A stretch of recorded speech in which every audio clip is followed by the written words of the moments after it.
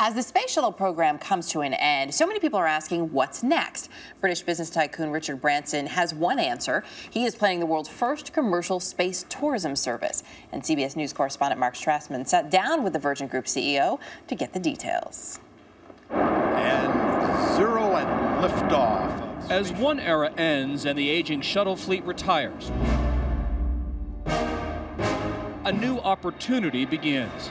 Private space travel. Release, release, release. Space tourism as a business for someone bold enough to jump at it.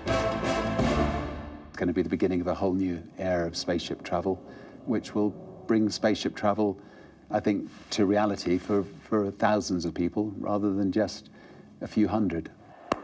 In 1990, Sir Richard Branson, the British billionaire and adventurer, registered the name Virgin Galactic. Birds flying high.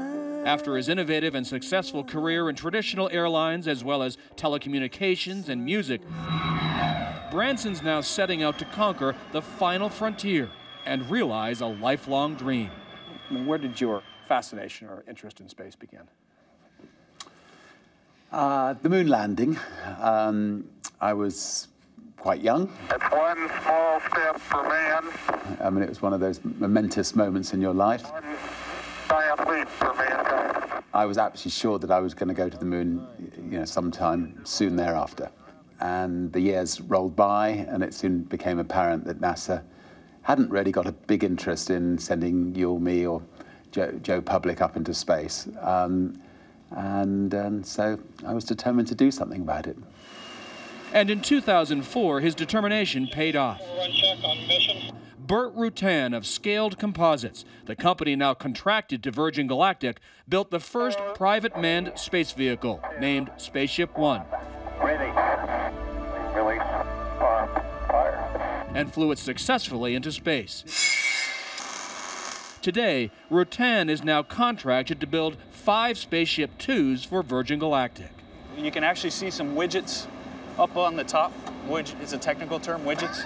So Matt Steinmetz is the program's manager in charge. It's just kind of this unreal thing that's kind of brings back the glory days of early aviation when, just people are doing new and bizarre stuff. Release. That new stuff is new technology that allows the spaceship to re-enter the atmosphere safely. Imagine a spaceship that can travel at 3.5 times the speed of sound, but can also fold itself in half.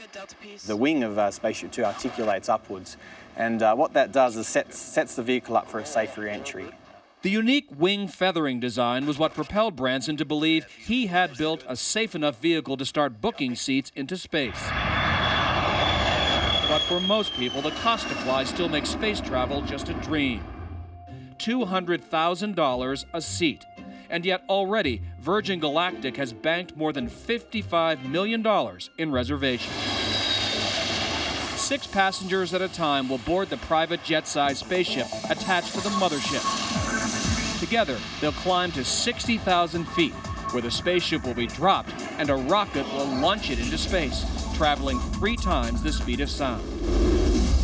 Within minutes, the roller coaster sensation will end and everything will be silent and weightless. Once in space, they'll unbuckle, they'll float around, they'll look through these giant windows that we got in our spaceship back at the Earth, and they'll have the biggest grin on their faces. You're just that amped up. Brian Binney has had the experience firsthand. 7 years ago, he piloted Spaceship One into space. You got the black sky above, and then separating these two improbable extremes is thin blue electric ribbon of light, and that's the atmosphere. And it's all yours for the taking. It's wow. It's an experience Branson himself's eager for. Look, I have to pinch myself to realize that we built a spaceship that we plan to go up in a year's time, and that's something which I, could only have dreamt of when I saw the moon landing all those years ago. Mark Strassmann, CBS News, Mojave, California. Branson believes the price of a ticket to space will drop to $25,000 within 15 years, and that commercial space travel will one day be as routine as a transatlantic airline flight. Well, we'll be watching.